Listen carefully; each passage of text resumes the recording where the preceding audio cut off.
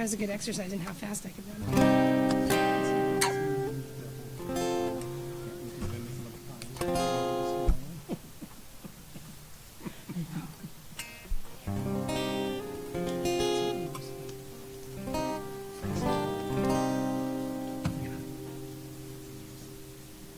We're ready when you are, Rabbi.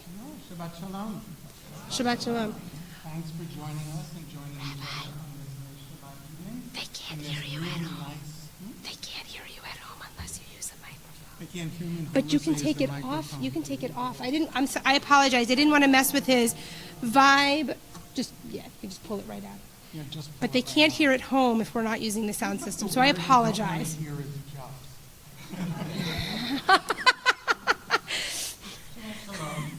Shabbat Shalom. Thank God the holidays are coming up. each other at the end of this temporary week as things go in the summer in our part of the country. I recognize a lot of your faces and the few who I don't recognize, so I'm going to assume that that's reciprocal. So, Cantor Rutman. I'm Rabbi Yudhishthir. I'm helping out this coming year at MLRT Reform as an interim assistant rabbi supporting my friends in the clergy team during the coming year. And some people remember me from before, like Mark. So like Mark is here. Anyway, I just wanted to show you who I was because you might have been expecting Rabbi Newberg or somebody else or Rabbi Kleinman, but you got me. And I think that's going to be okay. So I'm looking forward to sharing Shabbat with you. And it's just easy to start with. We are fortunate because we suffer from a wealth of rabbinic talent in this congregation between our emeritus rabbi, our newly named assistant, our senior rabbi, our director of education. We are just so fortunate that we're a great place, and as I said, we suffer from a wealth of talent. We're going to begin on page 128. Hine Matov, how good it is to be together to welcome in this Shabbat. 128. Hine Matov, Manayim, Sheberachim, Am Yachad. Hine Matov, Manayim, Sheberachim, so for those of you who this might be a new tune for, the words are the same, so just Hine Matov, how good it is. Hine Matov, Manayim, Sheberachim, Am Yachad.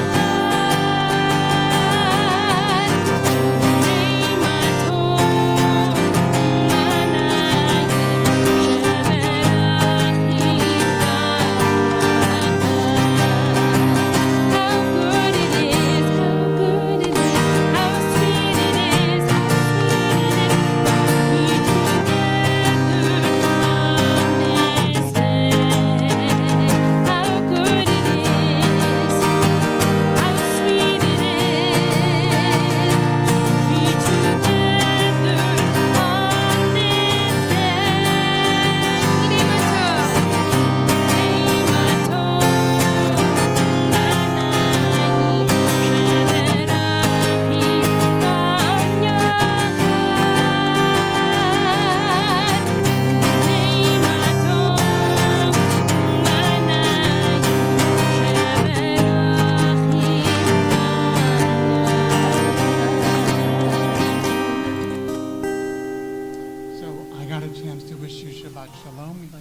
this moment before candle lighting for Shabbat to invite you to wish each other Shabbat Shalom. And if there's someone sitting near you that you haven't met or introduced yourself to, please take that opportunity.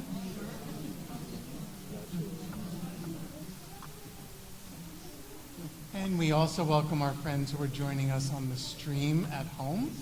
We can't hear you introducing yourselves, but we hope that you are greeting each other as well wherever you are. So our service continues this evening as we turn to page 120 and 121 to prepare for Shabbat candle lighting. We are delighted to welcome Susan and Ray Allen to join us on the bima for the lighting of the candles.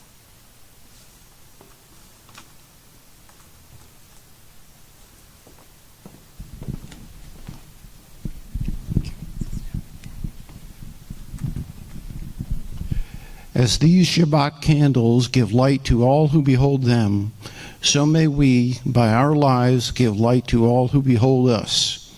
As their brightness reminds us of the generations of Israel who have kindled light, so may we, in our own day, be among those who kindle light.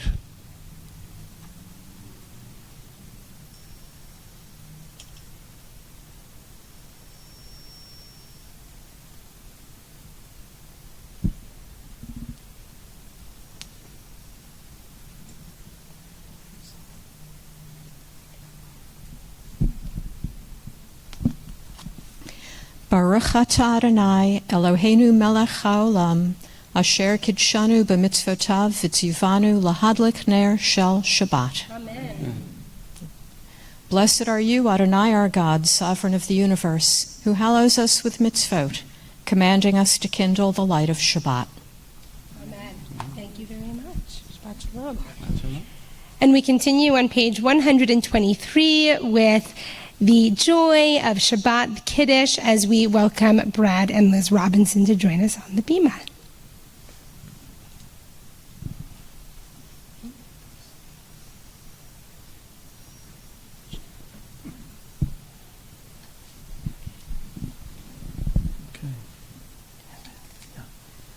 Baruch atah Adonai Eloheinu melech haolam, borei pri hagafen. Amen. Baruch atah Adonai Eloheinu melech haolam, asher kidshanu b'mitzvotav v'tzavanu b'shabbat kadsho v'ratzon imkanu zikaronu ma'aseh bereshit ki yom tehillah v'nikra el kodesh zecher l'tziyah mitzrayim kivanu acharta etanu kidashta mikol hamim v'shabbat kodshecha b'ahava u'ratzon imchatanu Baruch atah Adonai mikadosh HaShabbat. Chaim.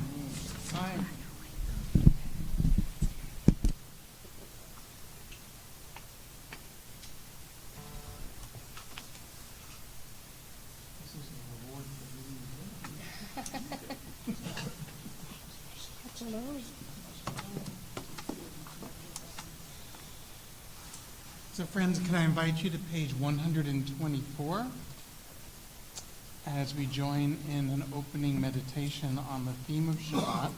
And if you'd like to read with me, I invite you to do so. We enter this sanctuary to welcome Shabbat. Within these walls, we sit surrounded by numberless generations. Our ancestors built the synagogue as a visible sign of God's presence in their midst. Throughout our long history and our endless wanderings, it has endured, a beacon of truth, love, and justice for all humanity. Its presence guided our ancestors to lives of righteousness, holding up to them a vision of their truest selves. Now we, in our turn, come into this sanctuary to affirm the sacredness of our lives. May we enter this place in peace. May holiness wrap around us. Flaws within our human hearts, the harshness of living, let these drop away at the door. Set our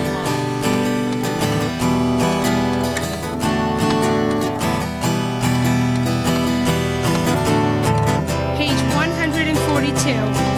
Shalom Aleichem. We welcome the Sabbath angels. 142.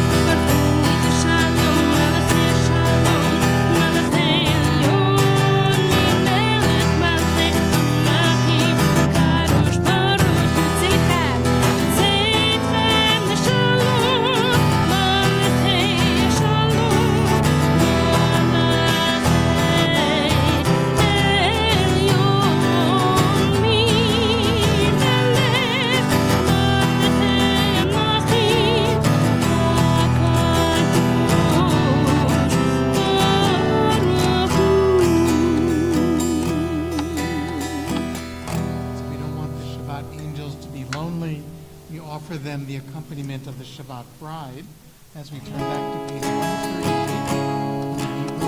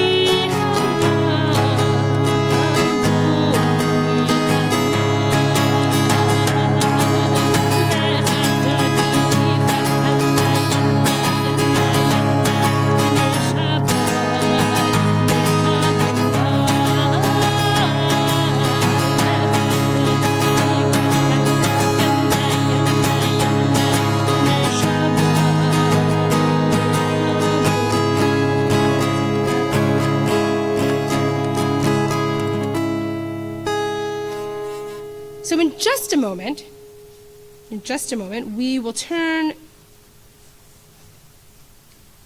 to the screen. We will turn to the screen. I need extra hands. We will turn to the screen. We'll rise for our call to worship. Many of you know, almost a month ago, a few weeks ago, I was at my annual cantorial convention in California. And of course, every year we come back with all of this fantastic music. And so I try to creep some of it into it throughout the year. I try to sprinkle it in. And so I've started with this, not this call to worship, this one we've been doing for a long time, this particular arrangement, but with a Ma'ariv Aravim that is through composed. Those of you who are music people, you know that means think like an opera, right? Through composed into the Ahavat Olam. And it's really long. And without Andy here, it's even that much harder. He's allowed to go on vacation. Without Andy here, it's that much harder to do. So we're going to take a step back, and we're only going to do the Ma'ariv Aravim tonight.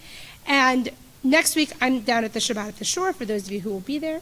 And the week after that, though, when we come back, we'll add back in that Ahavat Olam, but let's feel really good first about this first part, this Ma'ariv Aravim, because it's a lot to take on, but it's such a beautiful composition of these sacred texts, of this beautiful idea of creation and love. So with that, we will rise as we are able and comfortable for our call to worship the Baruch Hu, which will flow into the Ma'ariv Aravim. And this is page 146, if you're using the prayer book instead of the screen.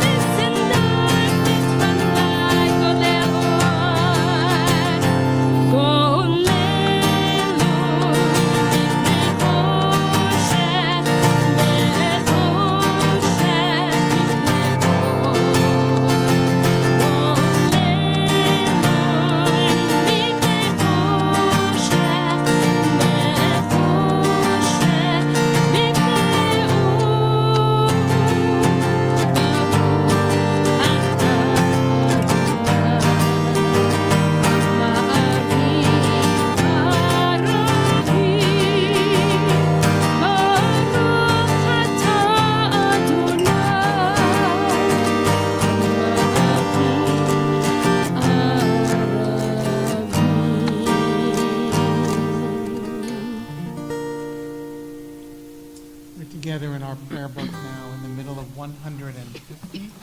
I invite you to join me in the English selection there.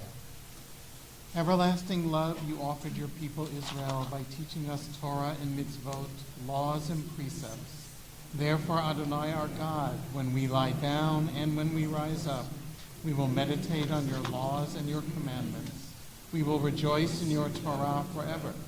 Day and night we will reflect on them, for they are our life, and doing them lengthens our days. Never remove your love from us. Praise to you, Adonai, who loves your people Israel. Baruch atah Adonai, Ohev Amo Yisrael. We're on 152 now. We continue with the chanting of Shema. Shema Yisrael, Adonai Eloheinu, Adonai Echad, Baruch Shem Kevod Malchuto Le'olam Va'ed. You may be seated. We continue with the chanting of Ve'ahavta, page 154. ואהבת את אדוני אלוהיך בכל לבבך ובכל נפשך ובכל מאודיך והיו הדברים האלה אשר אנוכי מצווך היום על לבביך ושיננתם לבניך ודיברת בם בשבתך בביתך ובלכתך בדרך ובשוכבך ובקומך וקשרתם נאות על ידיך והיו לטוטפות בין עיניך וכתבתם על מזוזות ביתך ובשעריך למען תזכרו ועשיתם את כל מצוותיי והייתם קדושים לאלוהיכם. אני אדוני אלוהיכם אשר הוצאתי אתכם מארץ מצרים להיות לכם לאלוהים. אני אדוני אלוהיכם, אדוני אלוהיכם אמת. Please join me on page 155 as we share an interpretation of the Hebrew passage that we just chanted. Love your God with every heartbeat, with every breath, with every conscious act.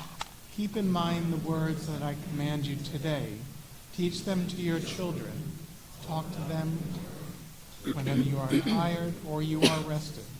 Let them guide the work of your hands and keep them in the forefront of your vision.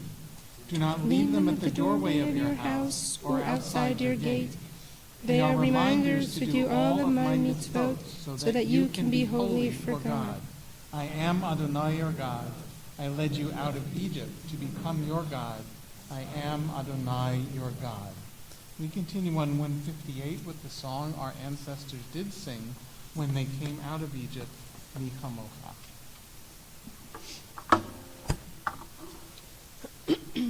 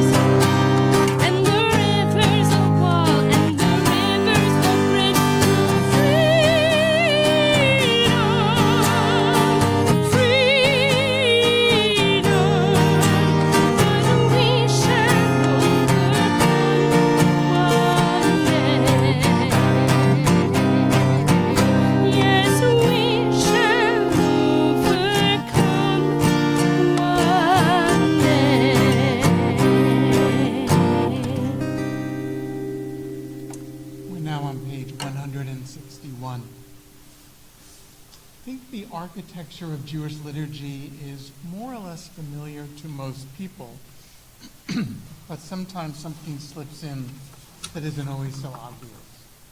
So in Jewish services, which occur according to tradition, morning, afternoon, and evening, in the morning service and in the evening service, there's a set of 3 blessings.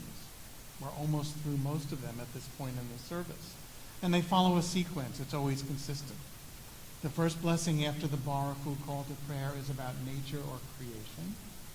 And the next prayer or blessing is about the theme of Torah, learning, and teaching. And then we offer the Shema.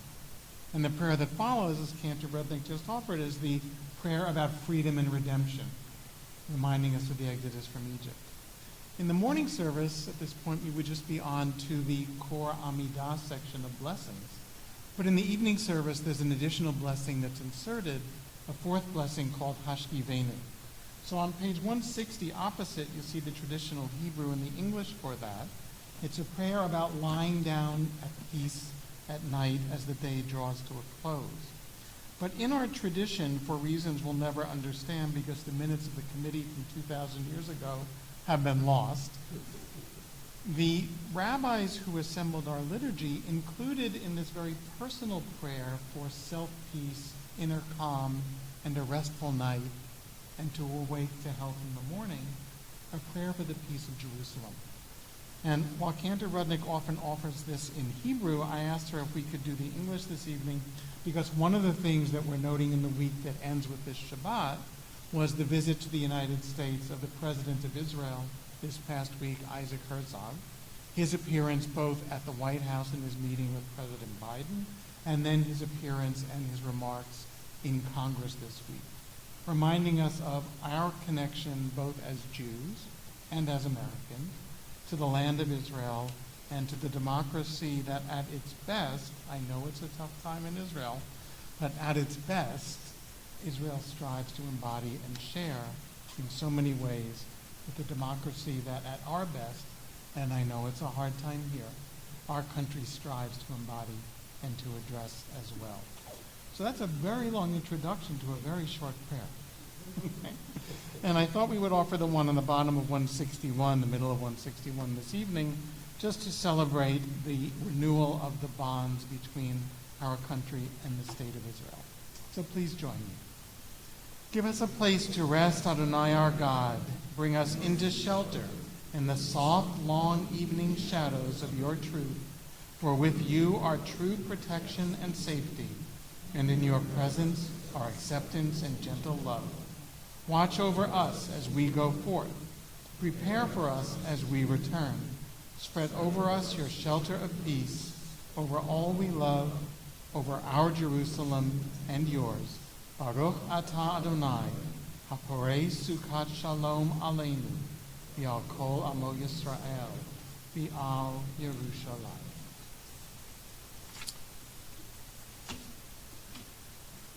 Did you skip Shalom? Did you skip Shalom? I forgot to. Yes. Okay.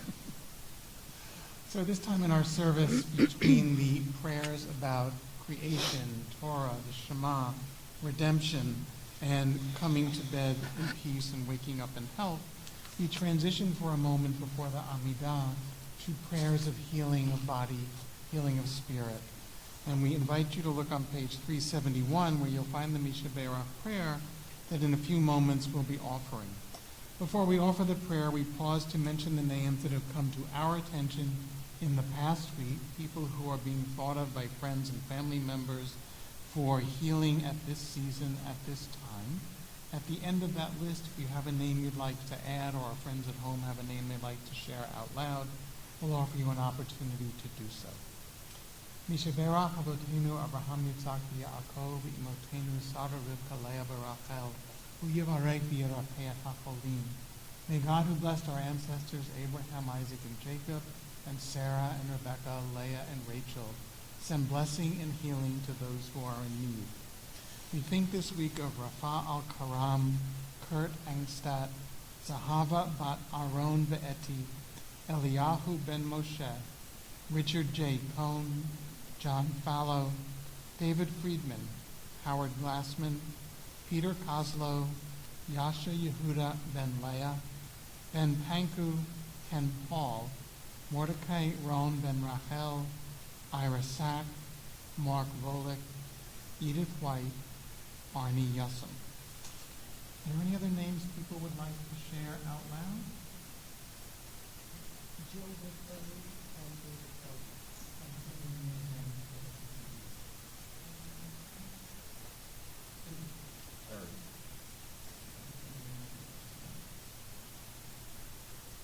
So the names we've heard and others that perhaps we choose to hold in our hearts with our friends at home and together in the sanctuary. Join with Cantor Rudnick in the middle of 371. Mi sheberach avotenu mekur habracha neimotenu. May the source of strength, who blessed the ones before us, help us find the courage to make our lives a blessing, and let us say, Amen. Mi sheberach imotenu mekor habracha lavotenu. Bless those in need of healing with refuah shlema, the renewal of body, the renewal of spirit, and let us say, Amen. So we turn to the Amidah now, the Tefillah, back on page 164. Invite you to rise in body or spirit as you're comfortable. Adonai sefatai tiftach ufi agi tehilatecha. Adonai, open up my lips that my mouth may declare your praise. Baruch atah Adonai Eloheinu v'Elohei avotenu v'imotenu, Elohei Avraham, Elohei Yitzchak, v'Elohei Yaakov, Elohei Sarah, Elohei Rivka, Elohei Rachel, v'Elohei Leah, Ha'el Hagadol, Hagibor v'Hanora, El Elyon, Gomel Chasadim Tovim, V'Konei Hakol, V'Zocher Chasdei Avar V'Imahon, U'Mevi Geula Livnei V'neihem, Leman Shemo Be'ahava, Melech Ozer Moshiach U'Magen, Baruch atah Adonai, Magen Avraham, Ezrat Sarah, atah Gibor Leolam Adonai, Mechayei Hakol atah Rav Lehoshia, Morid Hatal, Mechakel Chayim Bechesed, Mechayei Hakol Berachamim Rabim, Somech Noflim Berafei Cholim, Umatir Asurim, Umekayim Emunato, Lishenei Afar, Michamocha Ba'al Geburot, Umido Melach, Melech Meimit Umechaye, Umatmiach Yeshua, V'remanat al hachayot hakol, Baruch atah Adonai, Mechaye hakol, אתה קדוש ושמך קדוש, וקדושים בכל יום יהללוך סלה. ברוך אתה אדוני האל הקדוש. You can be seated at this time, and I invite you to the top of 173 as we share a benediction or a blessing within the Amidah, celebrating the gift of Shabbat. Please join me.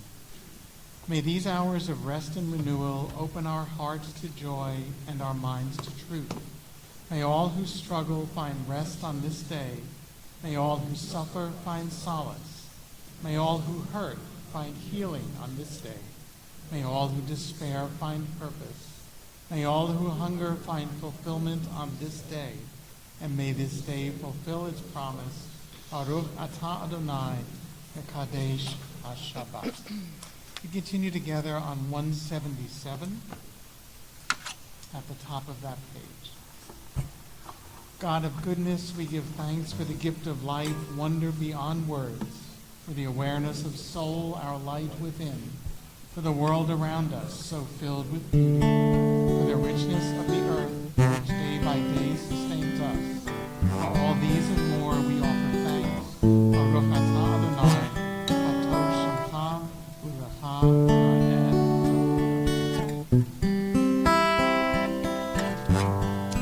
178.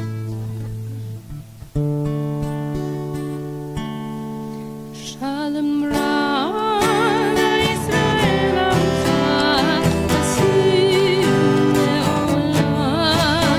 Shalom Rab Yisrael Amcha, Asim Le'olam.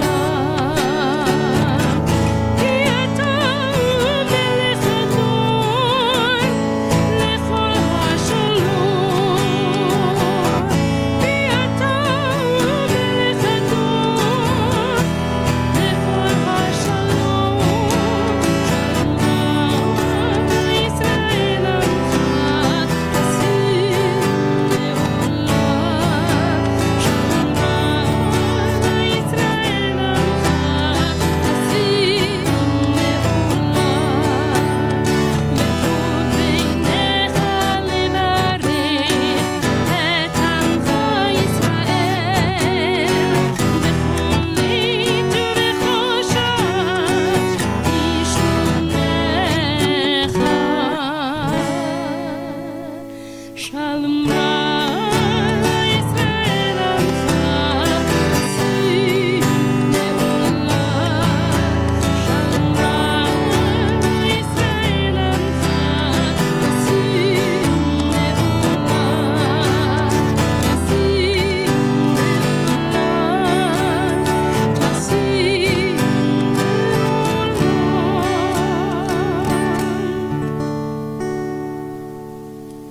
Please take a few moments now for personal prayer, reflection, and quiet meditation.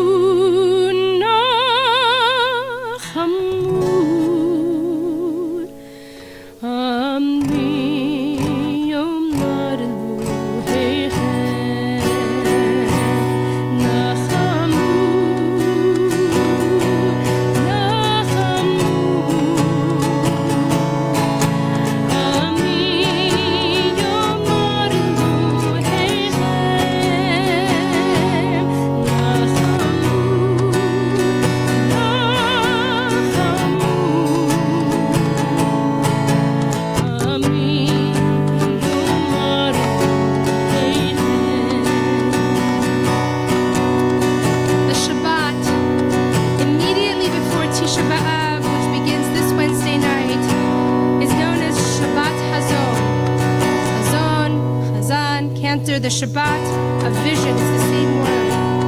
For the prophetic reading from Isaiah chapter 1, verses 1 through 27. After recounting the transgressions of the people, this passage offers the hope of reconciliation, which will come to the people when we all learn to just do a little good in the world. This Shabbat Hazon, and then Tisha B'Av, followed by Shabbat Nachamu next Sabbath, which provides words of consolation, cushioning consolation a week later, embracing Tisha B'Av from both sides. I need a third hand, I'm telling you. Which cushions the blow of the message of Tisha B'Av, where we recount destruction and tragedies, and allows all of us, mourners and non-mourners alike, to go into Tisha B'Av, the commemoration, knowing that there is salvation, and we can emerge from it reassured that redemption will come. This leads us in 7 weeks, just 7 weeks, into the high holy days. And each week we receive a different message. 7 weeks of wholeness, creation and wholeness. We will receive a different message of comfort us, leading up to Rosh Hashanah. So now we take these words, Nachamu, beautiful words from Isaiah, and we pray for comfort. Nachamu,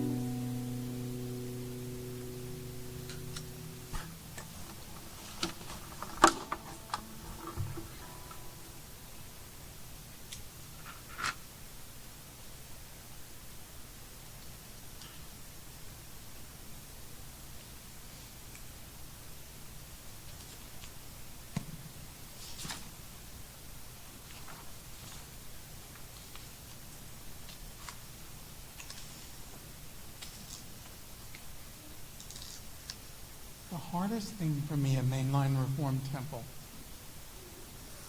is adjusting my trifocals to the height and the angle of this particular lectern.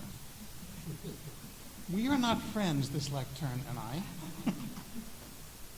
And I'm looking at Helene, because you probably, didn't I used to bring a little stand to put on top of this so that I didn't have to keep doing this. Yeah, that's right. This was downstairs in the chapel, and I couldn't see there either. No, I'm getting there. I'm getting there.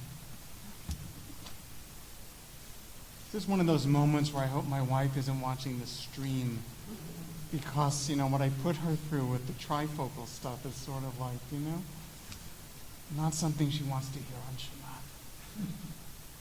Anyway, as Cantor Rudnick introduced, what I'd like to share in the teaching briefly this evening with you, just some reflections about this upcoming summer observance. It's hard to call it a holiday, Tisha B'Av. Tisha B'Av, for those who may not be familiar with it, is one of the easiest holidays to remember its date, because Tisha B'Av means the 9th of Av. Right? There you go, right? The 9th of the month of Av. If you're as old as I am, you may remember that it's a line that Alan Sherman, anyone else remember Alan Sherman besides me? He used to have a line in one of his songs, "Haven't seen her since Tisha B'Av." When I was 10 years old, my parents thought that was the funniest thing in the world, so I did also. Except they knew what Tisha B'Av was, and I had no idea what Tisha B'Av was.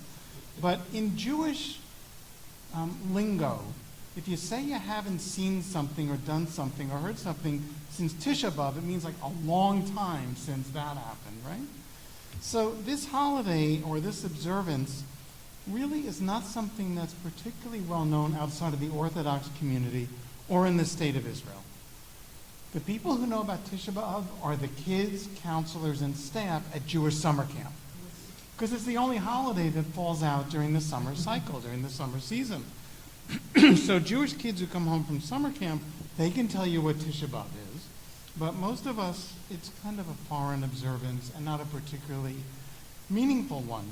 But once upon a time in our tradition, 2,000 years ago, a long time, although not always as Jews count time, but it's a long time for most people ago, this was a big event, Tisha B'Av, because it commemorates the destruction of the independent state of Judea and the first temple in Jerusalem.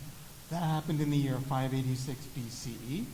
And then the second temple and the second commonwealth of the Jewish people, which was destroyed in the year 70 of the Common Era under the auspices of the Roman Empire.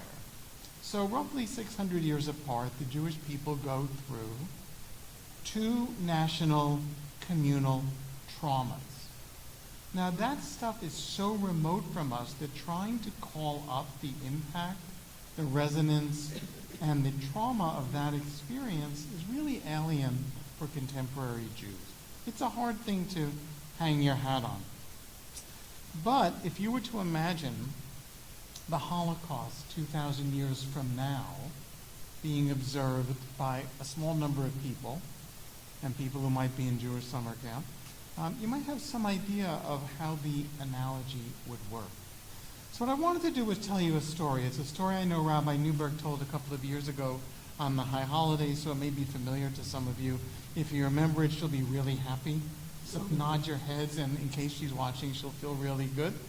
I think it may be familiar to some of you, but I hope you enjoy the story, and then I'd like to make a point about the story, and then we'll return to our service. So in the Talmud, as most of you know, is that collection of Jewish lore, law, and literature that starts around 200 of the Common Era and is closed off around 400, 500 of the Common Era. I'm sure most of you have heard of the Talmud. And this story comes from that time. So the point of the story is the following. It says in the Talmud, Jerusalem was destroyed on account of two men with similar sounding names. One was named Kamsa and one was named Bar Kamsa. Okay, you with me so far? Two similar names, Kamsa, Bar Kamsa. There was a certain man whose friend was named Kamsa. He had an enemy who was named Bar Kamsa. The man decided to have a big party and a feast and said to his servant, "Send out the invitations and make sure to send one to my friend Kamsa." The servant went, but mistakenly brought the invitation not to Kamsa, but to Bar Kamsa. Now, as someone who spells his last name Hirsh, in a world where Hirsch is the norm, I have a little bit of sympathy for the servant because I get a lot of email that's not supposed to come to me. Anyway, the man hosting the feast comes to the party. Everybody's there. He looks around, and there's his enemy, Bar Kamsa, with a plate full of food. He goes over to him and says, "What are you doing here? Get up and leave." Bar Kamsa said, "Please, I've already come. It would be a terrible embarrassment for me to get up and leave. Let me at least finish what I'm eating and drinking. Don't embarrass me by sending me away. I'll even pay for what I ate." The host said, "Not good enough. Get up and leave." Bar Kamsa said to him, "This is really embarrassing. I'll pay for the whole meal for everybody. Just don't embarrass me in front of everyone." The man said, we never know his name, by the way. The man said, "No good. Get up and leave." Finally, the host went over, took Bar Kamsa by the hand, walked him to the door, and pushed him out. Having been cast out from the feast, pretty well embarrassed, Bar Kamsa said to himself, say the rabbis in the Talmud, since the sages, the rabbis, were sitting at the feast, they were watching. They saw me humiliated. They didn't speak up. They didn't say a thing. They must have been in agreement with what the host did.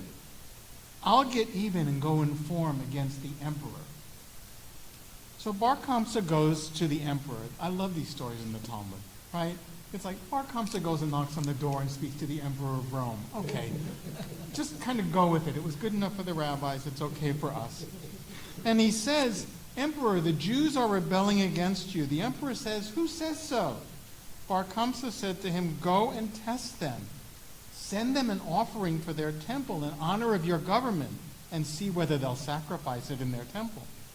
So they gave Bar Kamsa one of the best little calves to bring to the offering. I'm sorry, for those of you who are vegetarian, I'm worse, I'm vegan. These stories about animal sacrifice, they're creepy, but just go with it. If you can get the emperor to open the door, you can live with a calf that's 3 weeks old, okay? So Bar Kamsa is bringing the calf back to the temple to be brought to the priests and the Levites to offer as a sacrifice. And when no one's looking, he takes out his pocket knife. I'm sure it wasn't a Swiss pocket knife yet, whatever they called it in those days, a Syrian pocket knife. And he makes a blemish. He makes a blemish on the calf. You understand the problem. You can't offer a blemished animal in the temple in Jerusalem as a sacrifice. So, of course, he shows up at the temple with his little calf, and the Jewish priest said, "We can't offer that calf as a sacrifice. Take it away." He goes back to the emperor, knocks on the door, and says, "I told you they wouldn't accept your sacrifice." Of course, the Romans didn't understand like the Jewish ritual system. Anyway, Bar Kamsa's slander was accepted by the Roman authorities. The emperor felt he was insulted by the refusal of the Jewish priest to accept a sacrifice sent in honor of the Roman Empire. That led to a series of fights between the Roman rulers and the Jews of Judea, which led to larger fights among groups of Jews and Romans, which led to the wars, according to the rabbis in the Talmud, between the Romans and the Jews, and led to the destruction of the Second Temple. This is some story, right? Led to the destruction of the Second Temple. So why am I telling you this story? Because I want to ask you a question. If you were enrolled at the University of Pennsylvania at current tuition levels for graduate school, or Bryn Mawr. Oh, okay. Well, if you didn't get a stipend and you were enrolled at a respectable academic institution in graduate studies, and you took a history class, and you got to the Roman Empire, and the professor said, and the reason that the Romans destroyed Jerusalem was because there was this guy named Kamsa and Bar Kamsa, and they mixed them up, and there was an embarrassing misunderstanding, and that's why Jerusalem was destroyed, you would be asking for a refund on your tuition. I'm just going to point out the historical story reporting to Josephus is only slightly less stupid than that. It involves throwing etrogs to the Roman government. Yes. Josephus' version of it is right. You take the etrogs in Sukkot and throw them at the Roman governor. He's not likely to be happy. But I like this story even better, because I want to go back to the tuition you're paying at Penn or a respectable institution for graduate school. You would say, now wait a minute, the Roman Empire is a pretty big story. Everything else we've discussed here has got multiple layers and complexities. What do you mean the conquest of Jerusalem was about Kamsa and Bar Kamsa and a feast and an embarrassing invitation? What's missing from this story from the Talmud? Reality. Do you know why the Romans destroyed Jerusalem and sacked the temple? Because the Jews were a minor nuisance to a large empire, and they didn't behave very well. And so they became enough of a gadfly, nuisance, annoyance, and eventually rebellion that the Roman Empire, which was big, looked at the Judean Empire, which was little, and said, and just sort of flicked it out of the way. In other words, if this story was told from the point of view of Romans, just like you'd expect at the University of Pennsylvania, you wouldn't be hearing about two guys whose names were mixed up, and somebody got uninvited from a banquet, and someone else brought a calf with a blemish on. This is the way the Jews tell the story of the history of the world. It's about us. It's because of us. And it's not just us like the big, it's us like the little. So Rabbi Alan Liu asked this question, which is the point I wanted to share with you before we go to the concluding part of our service. Why did the rabbis of the Talmud blame the Jewish people for what happened to them when the evidence of history would probably exonerate them and say the Jewish people could have been as nice as possible, as cooperative as possible, but when the Roman Empire wants what the Roman Empire wants, it doesn't ask, it just takes it. Why do the rabbis tell the story this way? And Rabbi Alan Liu answers his own question and says the following, which is what I want to share with you as a takeaway for this evening. He says the rabbis of the Talmud really were asking, so something bad happened. Do I have any responsibility for this? Am I complicit? And what might I be doing to make it happen again and again? So my friends, this is not about the discussion of assigning imagined reasons why the temples were destroyed way back when.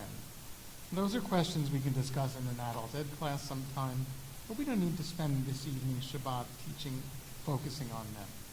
What I do want to share with you, as Cantor Rudnick has already alluded to, that these questions are the same questions that in 7.5 weeks we will be asking on Rosh Hashanah and on Yom Kippur, the same three questions. Do I have any responsibility for this? Am I complicit?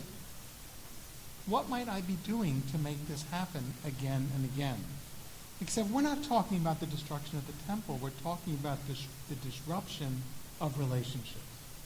Because Rosh Hashanah and Yom Kippur, underneath the archaeology and underneath the anachronisms, they are about the question of repairing damaged relationships between us and other people, and then between us and God. And in the story of Kamsa and Bar Kamsa, we learn that especially in the area of relationships between us and other people, it is frequently nothing more than a minor slight that causes the most pain. Think about this for a minute. That's not a rhetorical invitation. I really want you to think about this for a minute. In the past year, can you call up in your memory a relatively minor, offhanded something that somebody said to you or did to you that really wasn't that big a deal? But if I ask you tonight at 7:30 on Shabbat, can you remember it from the last 12 months? Do you remember it? Probably. Because it's still nagging at you. It doesn't have to be a big thing. It could be the littlest possible thing.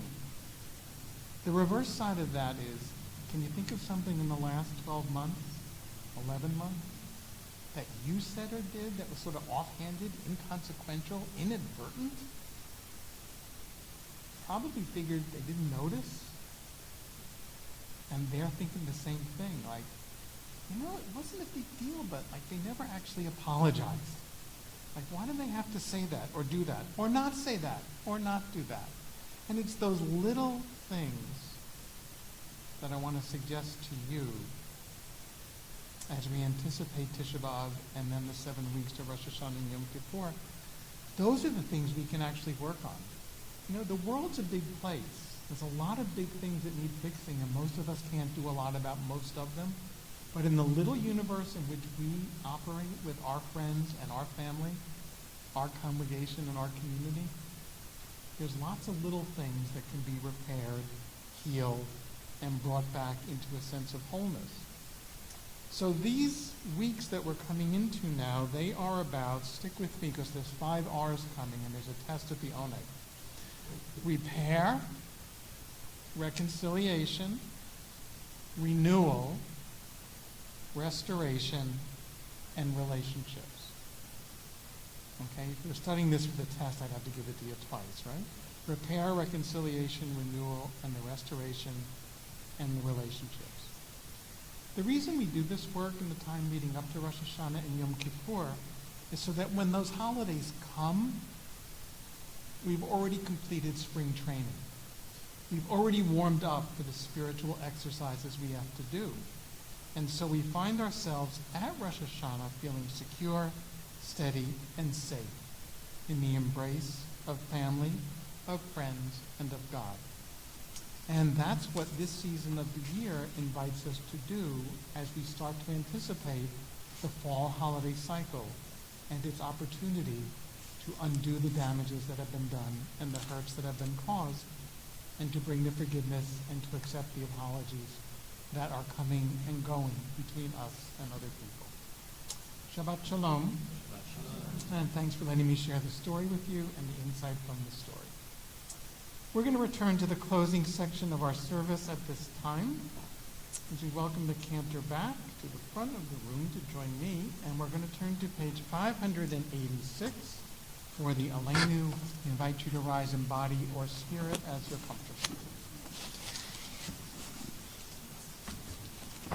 עלינו לשבח לאדון הכל, לתת גדולה ליוצר בראשית, שלא עשינו כגויי הארצות, ולא שמנו כמשפחות האדמה, שלא שם חלקנו כהם, וגורלנו ככל המונם, ואנחנו קוראים ומשתחווים ומודים לפני מלך מלכי המלכים הקדוש ברוך הוא, ונאמר והיה אדוני למלך על כל הארץ ביום ההוא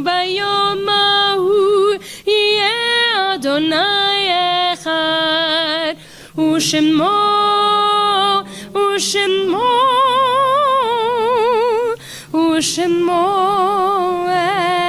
אחד. I'd like you to take a seat for a few moments.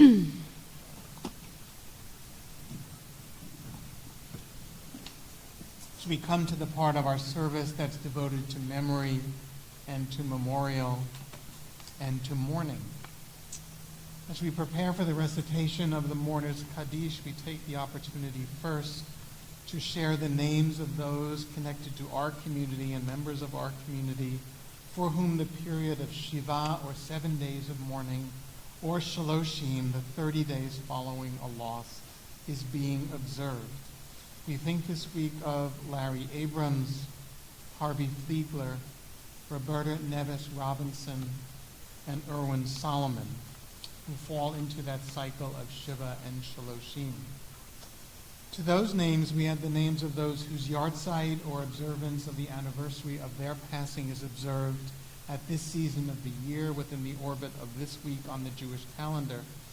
And the names we remember this week include Robert M. Beckman, Jonathan Taxon Byfield, Rose Belasco, Leon Belasco, Sarah Benoff, Robert Bobby Bergelson, Victor Bergelson, Ida Berkowitz, William Bildersey, Jack Breyer, Harry Constant, Jane Davidoff, Ernest Delheim, Louis DeVoe, Kenneth L. Farber, Hannah Afshauer Philippi, Ida Garber, Lillian S. Gelfand, Daniel Ginsburg, Alice Goldstein, Joel Greenspan. We think of Faye Hankin, Ruth Harris, Arlene Horowitz, Harry Hyde Jr., Alexander Klein, Joseph C. Lerner, Max Lerner, Harry C. Levin, Alberta Levinson, Diane Lynn, Maisie McGill, Clarence Meserov, and Sadie Miller. We remember Yetta Morrison, Christine Murphy, Harry Pachevsky, Giselle Prushan, Louis Randino, Julian Lawrence Robinson, Erwin I. Rosenbaum, Ida Rosner, Nettie Runick, Elias Schwartz, Stephanie Jacob Shockley, Bernice Slaw, Toby L. Sofian, Julius Solo, Leona Solomon. We remember Elaine S. Stam, Albert Swerdlow, Harry Trachtman, Dorothy C. Weinberg, David N. Wiener, Louis Z. Wiener, Irene M. Wiener, Alvin M. Wiener, Bernice Weiss, Minna Wolson, and Charles Zola. Those are the names that were brought to our attention before this Shabbat. Are there any other names that people want to share of people who are being remembered at this time of the year, or for whom a period of mourning is taking place? Okay. I invite you back into the prayer book on page 598 as we gather all of these names that we've heard and others that perhaps we hold in our hearts. I invite you to rise in body or spirit as we share the words of the Kaddish together.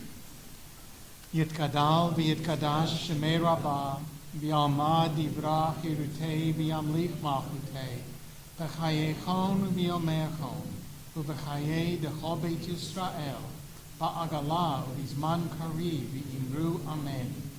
Yehei shemei rabbah mevorach le'olam l'olmei almayah Yitbarach v'yishtabach v'yitpa'ar v'yitramam v'yitnaseh v'yithadar v'yitalev v'yithalal shemei d'kudsha v'riachu la'elah min kol birchata v'shirata tushbechata v'nechamata da'amiran v'yalma v'imru amen. Yehei shalom rabba min shemaya v'chayim aleinu v'yal kol Yisrael v'imru amen. Oseh shalom bimramah Hu ya'aseh shalom aleinu v'al kol Yisrael v'imru amen. May the one who creates harmony on high bring peace to us, to all Israel, and together we say, Amen. You may be seated, and it is our pleasure to welcome back to the microphone, back to the Amud, to the podium, Helene Erlich Cohen to share this week's announcements with us.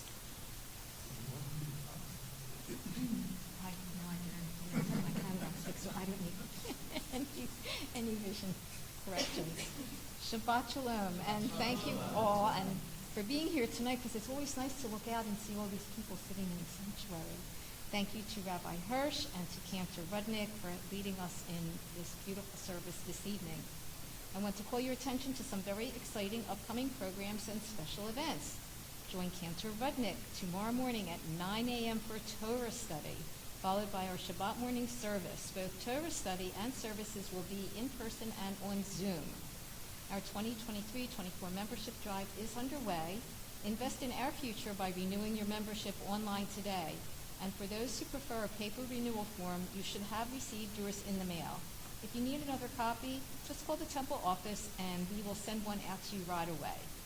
Join our annual Tisha B'Av commemoration with the clergy from MLRT and Beth David on Wednesday, July 26th at 7 p.m. It will be held this year at Beth David. This multi-access program will include prayers, teachings, and chanting of Eicha and a guest speaker. Next Friday night at 5:30 p.m. in Ventnor, New Jersey, it's time for our annual Devotion by the Ocean. And the Friday night service is going to be shared with Beth David, Mainline Reform, and Shirat Hayim. MLRT members are invited to an oneg at the home of Jackie and Rich Schulman. Contact the temple office to RSVP. But not to fret. We will have our regular Friday night Shabbat service here in the sanctuary beginning at 6:30 p.m. And next Friday, our services will be led by Rabbi Strauss and Cantor Portnoy. And looking a little ahead, MLRT's Shabbat at the Shore returns on August the 18th at 6:30. The Buckmans will open their home again this year for an engaging service and dinner. Reservations are required. And if the Shore does not figure into your Shabbat plans, we hope you will join us for services right here in the sanctuary. Rabbi Richard Steinbrink will be giving a sermon entitled "The Rabbi Who Opposed Civil Rights Legislation." And I believe Rabbi Hirsch is also leading the service that Friday evening. And Cantor Portnoy. We're calling it gender reversal Shabbat. Well, because it's all men instead of all ladies. So there you go. So you will find complete information about all of our programs in the MLRT Bulletin, in our e-news, and on the website at www.mlrt.org. Shabbat Shalom.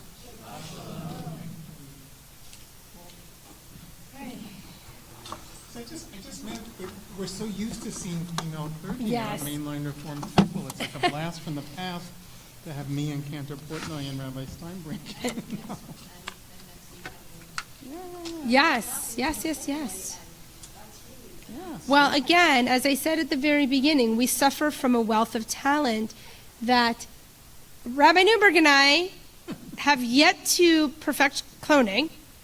And so when we are at the shore or on vacation or, whatever, we're so fortunate because we do have this wealth of talent here, but we can turn to our colleagues and say, hey, you're up. So it's a gift to all of us. I just have to ask, I'm probably going to be sorry that I did, but in Devotion by the Ocean, do you do the wave? Just checking.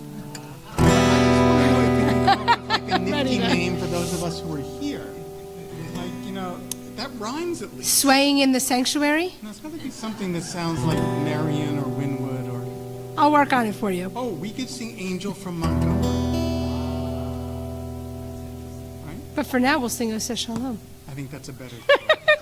Oseh Shalom bimromah, hu ya'aseh shalom aleinu,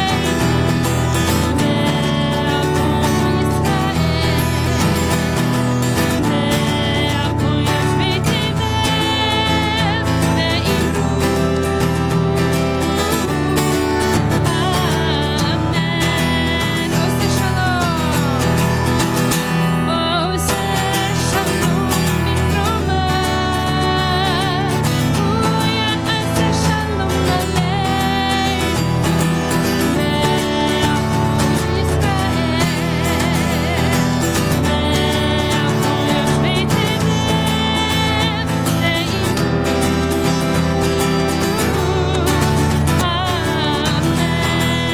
We're gonna go to Yellow Line.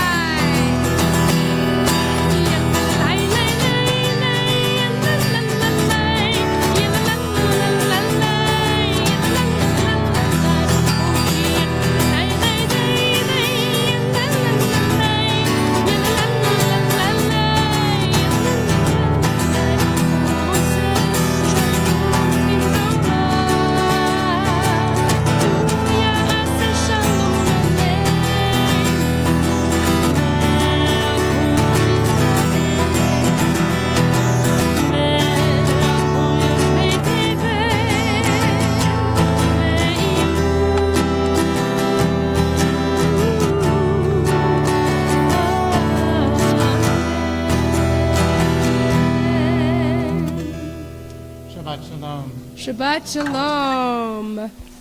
Shachachech.